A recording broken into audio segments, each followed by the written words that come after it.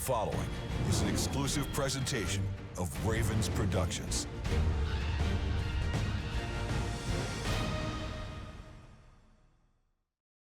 Coming up on this week's edition of Ravens Report, the Ravens are on a 6-game winning streak. We go all access as the Ravens dominate an AFC contender. We sit down with offensive tackle Ronnie Stanley, plus we preview this week's Monday Night Football matchup against the LA Rams. All of that and more on this week's Ravens Report. 15-10-5, touchdown Ravens. They are dancing in the aisles. Oh, what a scene we have at M&T. Ravens on 3, 1, 2, 3.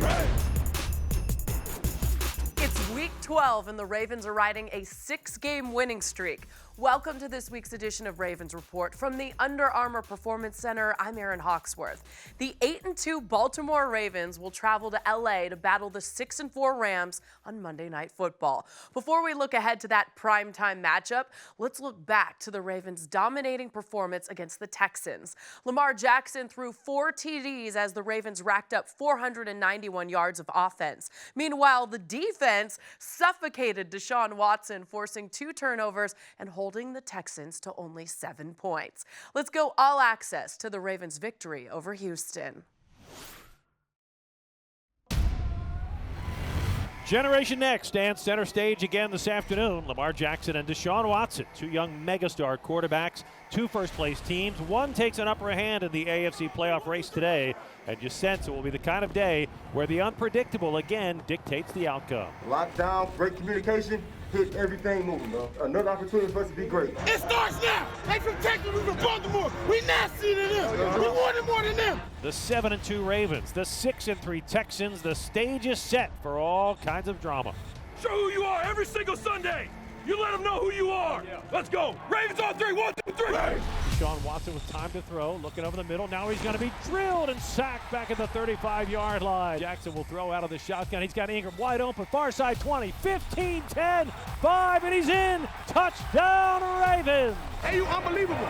No, you unbelievable. Hell no. You inspire me, cuz. Flush from the pocket, dragged down and sacked back at the 25-yard line. The bus rolls in. Touchdown Ravens. Wheels on the bus go round and round, all through the bay. And the party is on in Baltimore.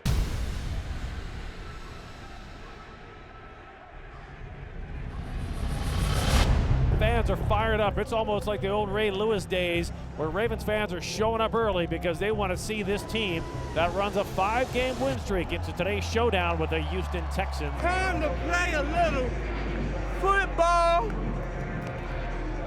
Won't be long now. 1st and 10 Texans. Watson with time. Now he drifts to his right. He's cornered. Spins out of trouble, still scrambling and finally sacked back at the 45-yard line. Matt Judon tracked him down. The ball came loose, and the Ravens recover. Way to keep rushing. Relentless rush. I love it. Great job. One of those games where you can tell the offensive and defensive coordinators really feeling each other out. Now this game should settle in from here. Jackson will take the direct snap, sweeps to the left, turns the corner at the 25, gets to the 20, steps out of bounds at the 15-yard line. Lamar Jackson showing unbelievable athleticism, a 12-yard gain. Jackson takes the snap, looks to the right, pocket collapsing, fires back of the end zone. It is caught! Touchdown, Seth Roberts. His first as a Raven and the first points of the day. That ball, guys. Great job. Hey, huge play. Yes, sir. Yes, sir. Let's do it. Hey, that's the way to attack the football. It's the way to attack it, son. Ain't no way that ball's coming up. All day, baby. You got to win your one-on-one matchups. In the end zone, it ain't about nothing but catching the ball. Freaky L in the house. Peters has been getting into the cage of DeAndre Hopkins. Certainly been an addition to this Ravens defense, which does not resemble the unit we saw early in the season. Don't play no games with him, bro. Don't play no games with him. Let's go, A6. Let's be stout at the point of attack. Let's go. Remember, we told you Lamar Jackson was 1 of 6 in the first quarter. He's 7 of 7 in the second quarter. Gus Edwards checks in. He'll get the carry off left tackle. He's got a seam 30, 25, 20, 15, and the bus is all the way down to the 10-yard line. 1st and goal Ravens after a 26-yard run. 5 wide. Jackson wants to throw, has time, fires to the end zone. He's got a man. Touchdown, Ravens. Mark Andrews as he leaps into the stands with the Ravens' second touchdown of the game. The MVP chant starting to rustle through the stands.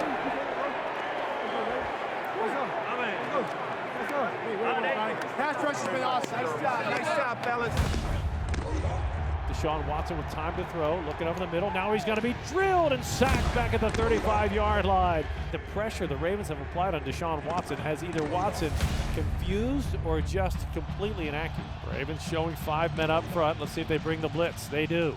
Watson under pressure, flush from the pocket, dragged down and sacked back at the 25-yard line. It's Matt Judon. These are straight cover sets. So we just covering all day. Hell yeah. Keep it going. Keep playing. Lamar Jackson will keep it. Steps inside of one tackle, breaks a tackle. He's in midfield, weaves his way to the Texans 40, 35, 30, still on his feet, 20, bangs his way down to the 19-yard line. 2 Texans still on the turf after Lamar Jackson tears through the Houston defense. Jackson will throw out of the shotgun. He's got Ingram wide open, far side 20, 15, 10, 5, and he's in. Touchdown, Ravens. A blown coverage for sure by the Texans. Lamar Jackson saw Mark Ingram wide open on the flat, and when Ingram got the ball, he knew he had a touchdown. Yes, sir, baby. Yes, sir. Yeah. Sleeping on my hands. Baby, you got it. Hey, nice job. Hey, they forgot about you. They sleep on the hands, want to sound my power back. You want to make the narrative. You feel me? I can run with power, but I do all of that, though. Content. We're set back. Just taking a little lounge at the crib. This was a chance for the Ravens to keep moving in the direction of home field advantage. I'd say they're making that move quite dominantly right now. Pocket collapsing, Watson rolls to the right, looks back to the left, throws, intercepted! It is picked off at the 45-yard line. Josh Bynes has it, and he's pushed into the Ravens bench where he is mobbed by his teammates. Lamar Jackson pirouettes to the left, throws a strike to Ingram, ducks under one tackler at the 10, to the 5, lunges at the 1, touchdown, Mark Ingram! Thing of beauty. What a play. And it's photo op time for Ravens fans with their favorite running back. Hey, you unbelievable. No, you unbelievable. Hell no. You inspired me, cuz. I seen him out the periph. I knew he had to be the only one out there. Gives it to Gus Edwards, big hole, 45, 50. Texans 40, far sideline 30, one man to beat 20, Gus Edwards 10, the bus rolls in, touchdown Ravens. Wheels on the bus go round and round, all through the band. In a game we expected to be closely contested, it was not. The Ravens dominated this one from the second quarter forward. It was scoreless after 1, and it was all Ravens after that. Hey, we all playing. We all balling, baby. The Ravens win it. 6 straight wins for the Ravens, their longest win streak ever under John Harbaugh. Ravens 41, Texans 7.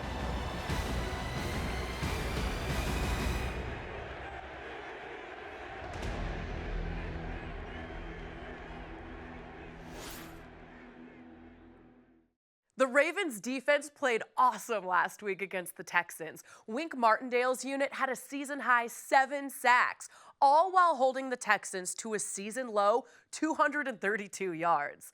Still to come on Ravens Report, one of the best offensive tackles in the NFL, Ronnie Stanley, has been busy blocking for Lamar Jackson and the Ravens' rushing attack this season. We sit down with the Ravens' left tackle next.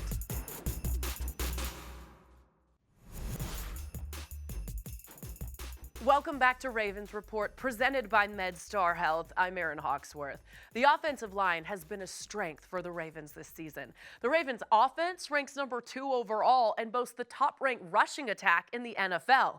Meanwhile, tackle Ronnie Stanley has been one of the best pass-blocking tackles in the NFL, and he's playing at a Pro Bowl level. Hint, hint, go vote for him online right now.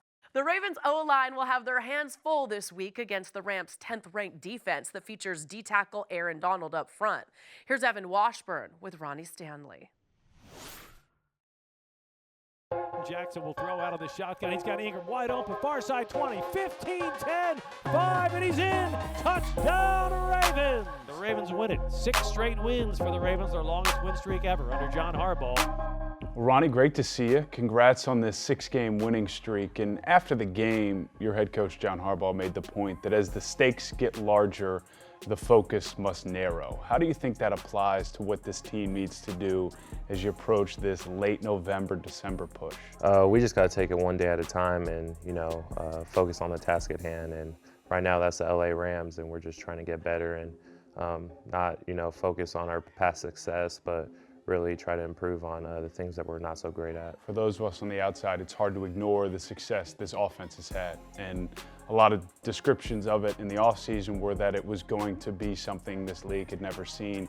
Has it met your expectations as someone who was there at the ground floor back in the spring when you were building it? Yeah, I knew what this offense could be just from the amount of different looks we give the defenses and the problems, but Lamar's definitely brought another dynamic to our offense. You mentioned Lamar. What's it like to block for him?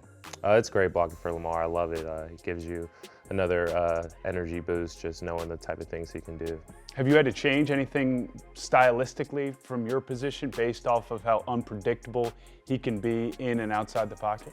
You just got to block your guy wherever he goes. He could be 10 yards or 5 yards back. You might not know, but the fact to know that he can make a big play at any point in time just gives you that extra drive to stay on your man wherever he goes.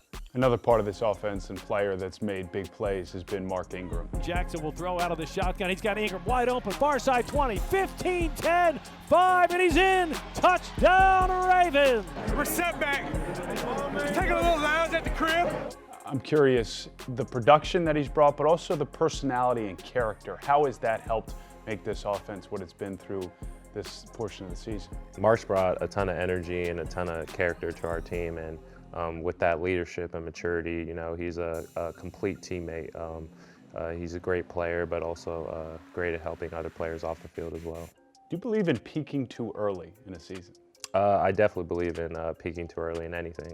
Is it something that, as you guys are on this tear, and you mentioned it, having to go day by day, is that how you avoid the idea of being, as crazy as it sounds, too good too early?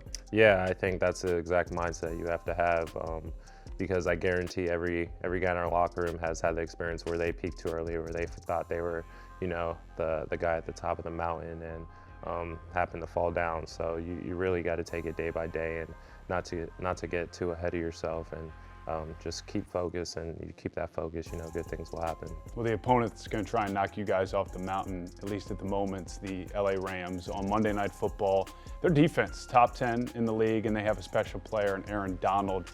As you've looked at this group, what challenge presents you guys? Like you said, Aaron Donald's probably the most disruptive defensive player in the whole NFL, so he's definitely going to be a challenge for us. But we have the guys to prepare and be ready for him. And it's a unique week. The word long comes up. It's a long week because you play on Monday night. It's a long trip because you're heading out to the West Coast. It's a long game day.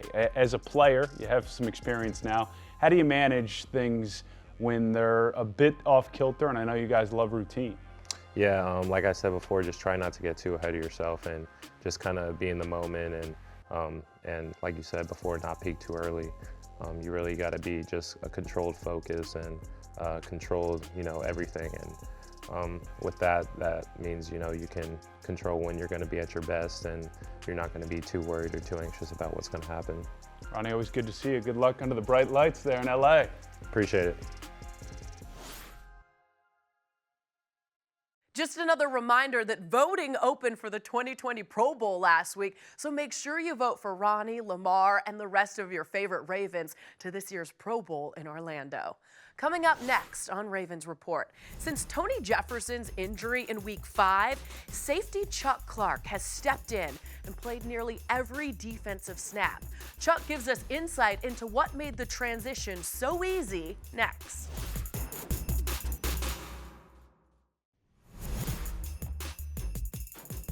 Welcome back to Ravens Report, presented by MedStar Health. I'm Erin Hawksworth. Since the Ravens' Week 4 loss to the Browns, Baltimore's defense has really stepped up its game. In the last 6 games, the defense has only given up 9 total touchdowns, which is tied for the fewest in the NFL. Now, transitioning into life as a full-time starter, not always smooth, but for Chuck Clark, he's made it look easy. He's been preparing for this moment since he was drafted by the Ravens back in 2017. Having guys like Chuck Clark who know the defense in and out, he's going to be ready. Chuck did amazing today. He kept his poise. He got the call out to us, and we kind of echoed it across the defense. I think he did a great job today. He's just he's a good football player that loves to study the game. He knows all the checks, and it's like that for him. Yeah, to hear those guys say that, I mean, it means a lot. But to me as a player, I mean, that's just what I work and strive to be day in and day out. Study the game, respect the game, and had that worker's approach to it. Day in and day out. You got to be good at something, and carrying it from the film room and carrying it over to the field. There's got to be somebody out there, to have the, I wouldn't say the order, but to get the defense going. Like my first 2 years I watched Dub, he knew the game, and he would get the defense lined up, make the checks and all that. When you're off, it makes those guys better because they react, get paid. Just taking from Weddle while he was here, my 2 years, being able to watch him, just like I said, the approach to the game, how to respect the game and be a ball player, never getting too big-headed. He was a very humble guy, laid back, like I said, smart, studied the defense, knew the ins and outs of the defense, and just sitting behind him, watching those things and those traits that he brought to the table every day. I think it kind of helped me in my game a little bit as well. 4th down, Finley to throw, blitz coming, pass complete, but short of the first down and fumbled, scooped up at the 30-yard line. It was Chuck Clark who forced it loose. Defensively as a unit, our main goal every week is to create turnovers and score and help put our offense, set them up in a good position so they can get back out there and put up points as well. I feel like moving around all over the field, it just gives the offense a different look every time, I could be lined up at linebacker, down in the box, deep, in the slot, outside. So just giving the offense different looks, messing with them, and it's a matchup league, so you got to be able to get out there and cover different players. The whole green dot situation, after the Pittsburgh game, I was sitting at home and I was watching film. I'm thinking about everybody that's on the defense that could have it. And probably an hour or so later, Wink had called me. He was like, how do you feel about wearing the green dot this week and moving forward? And I was just basically saying, like, I was already thinking about that and I was prepared for it. So I feel like with the position I'm being put in now, it was always me just being humble, being patient, honestly just waiting my turn. And now that it's here, just take it and run with it. But you just got to keep going as a team and as a player. Despite only becoming a starter in Week 5, Chuck ranks 2nd on the Ravens in tackles, and he's going to play a huge role in slowing Jared Goff and the LA Rams' passing attack. Coming up next on Ravens Report, with Thanksgiving right around the corner, Ronnie Stanley and Patrick Owasso help a neighborhood in need in Baltimore City.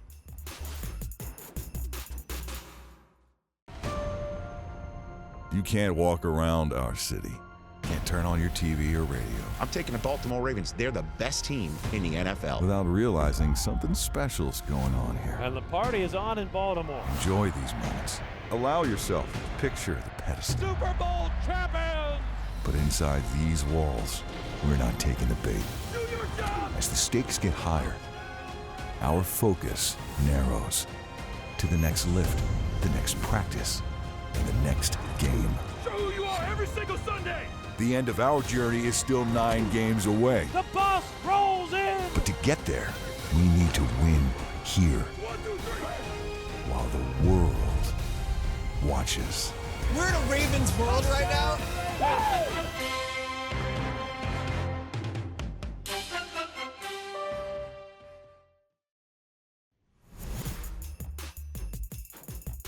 Welcome back to Ravens Report from the Under Armour Performance Center. I'm Erin Hawksworth. As the calendar gets ready to flip to December, the Ravens are committed to giving back to the city of Baltimore. This week, Ravens players and coaches were spread across our community, helping those in need. On Thursday, Ronnie Stanley and Patrick Owasso were at Frederick Elementary School in Baltimore City to hand out turkeys to a few deserving Ravens fans.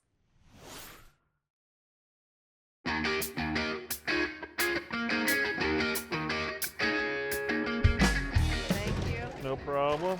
There you go. Happy Thanksgiving. Happy Thanksgiving. Oh, here we go. Here we go. Smile.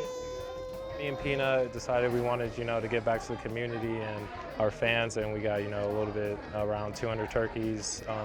Wanted to make sure that people were fed during the holidays and, they didn't spend Thanksgiving hungry. You ready? Set. Hold on. Ravens! I like your hat. Your brother Yeah. represents. Oh, yeah. Happy Thanksgiving. Thank you, same. Just kind of like spread the word and kind of tell a couple of guys like what we have in here, and they always love to join us in the community and just things like that, especially when we're giving back. So it's like, to them, I feel like it's a big part of what the Ravens organization do.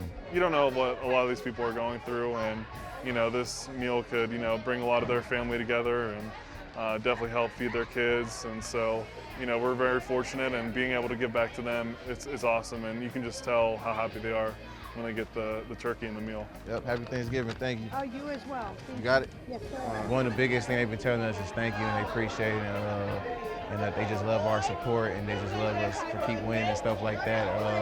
And we tell them we love them back, and we're just here to support as much as we can, and we could just try to do as much as we can for the community. Happy Thanksgiving! And the Ravens will continue to serve our community this holiday season. Sitting atop the AFC North standings with a 3-game lead over Pittsburgh, the Ravens are 8-2 for the third time in franchise history. The Ravens' top-ranked rushing attack will be tested once again against the Rams' 5th-ranked rushing defense. It's a unit that features All-Pro Aaron Donald, but hey, don't sleep on the Rams' pass rushers either. Clay Matthews and Dante Fowler, they've got a combined 13.5 sacks this season. Plus Eric Weddle and Jalen Ramsey, they're roaming around in the secondary. That's it for this week's show. Thank you so much for watching, and be sure to stay connected all week long with the Ravens mobile app. You can download it for free in your app store. We'll see you next week on Ravens Report.